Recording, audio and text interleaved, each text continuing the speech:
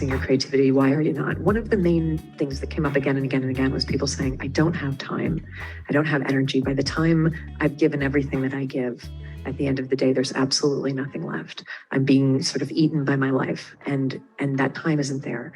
And so I hope that you'll take this example of this thing that I had to say no to that disappointed a lot of people, and allow yourself to walk out of here thinking about what in your life you might have to start saying no to, even at the risk of disappointing people that you care about, even at the risk of maybe not being as loved, in order to create the space and the time to do the thing that you keep saying you want to do, right? Because we don't have all the time in the world.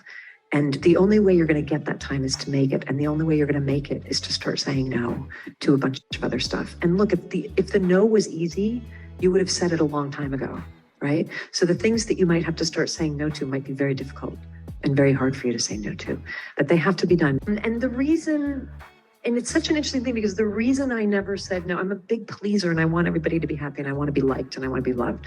The reason I never said no to people for so many years was because I didn't want people to be disappointed and I didn't want people to like me less. That's quite frankly why I said yes to everything.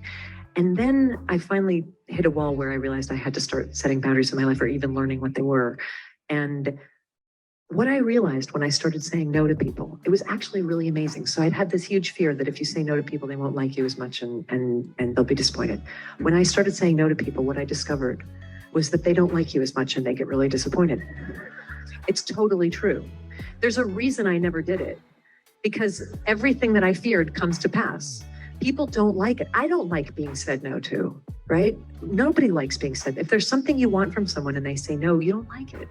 It's just a fact of life. And yet part of maturity and part of honoring the limited energies that you have is being able to allow another person to stand in their disappointment and being able to observe it and feel it even and say, I recognize that this is disappointing for you and I'm going to let you have that because I need to hold this no, because I'm not going to be here forever. And there's stuff I want to do, and there's a way I want to feel, and I'm not doing that stuff and I'm not feeling that way, and it has to start now. So that's what I'd like to invite you all to think about as you walk out. Give in to me. She used to say, the truth has legs. It's the only thing that's going to be left standing in the room at the end of the day.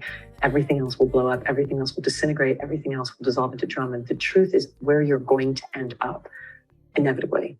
So since it's where we're going to end up, why don't we just start with it and then save time. and save the drama? Yeah. Like, let's just now I get the time start with it. Yeah. And that's like, I've repeated that with people so many times where I'm like, well, why don't we just begin with it? You know, like create a judgment-free zone and start with it. And it saves your life, because it saves like so much pain and agony and trauma. If there's pain to be had, let's just do it now. Yeah. And that's been transformative to me and actually has made me be a more relaxed person. I think when I was younger, I used to think I can't tell the truth because the world isn't safe. It's not a safe place for the truth or for my truth. And now I realized you make the world a safe place for you by telling the truth in it. That's how your world becomes safe, is through your own honesty. Wide awaking, but my body's still stuck in this dream. I try to shake it, cause I no longer wish to sleep. I'm levitating, transported back in my dreams. Nothing's at all how it seems.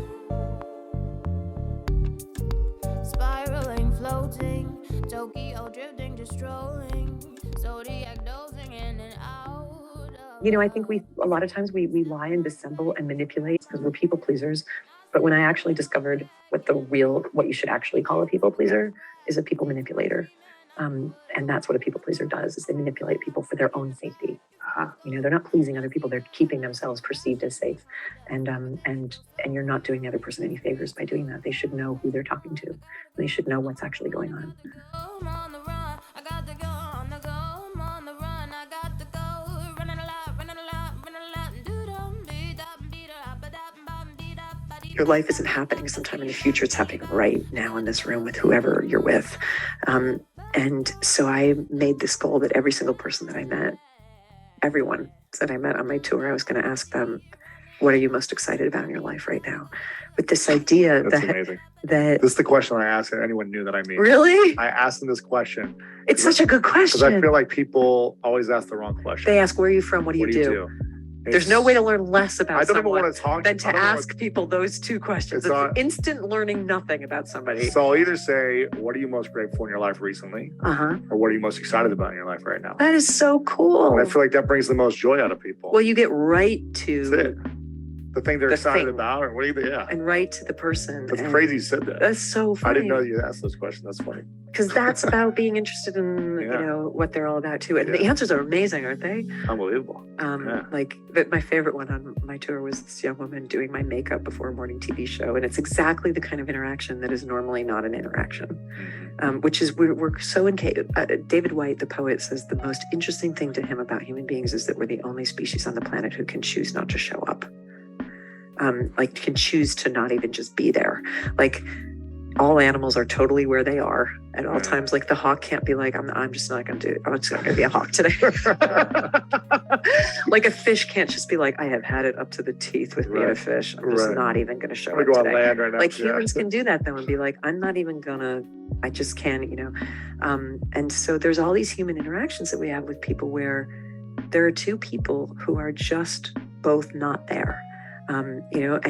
And so for me, getting my makeup done before morning TV with this young woman who'd been there since 3 a.m. at the studio and me on a long tour, that's exactly the kind of interaction where two people can be doing this incredibly weirdly intimate thing, where she's like a quarter of an inch from my face painting me.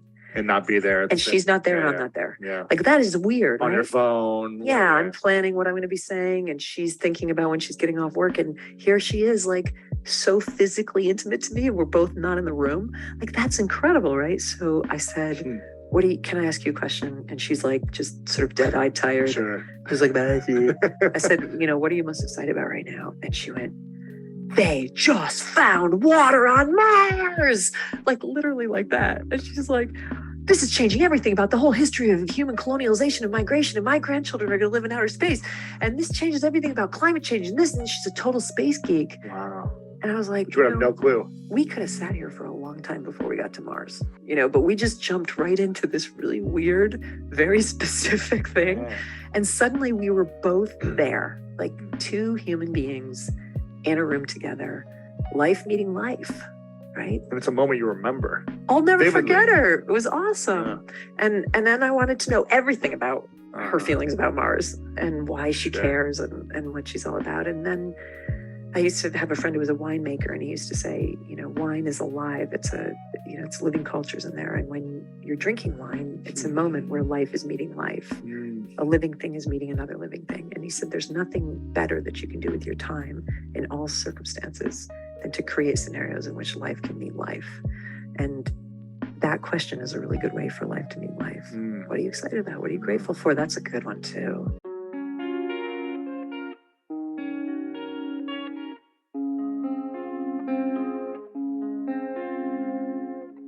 Baby, when I talk too fast, you never listen.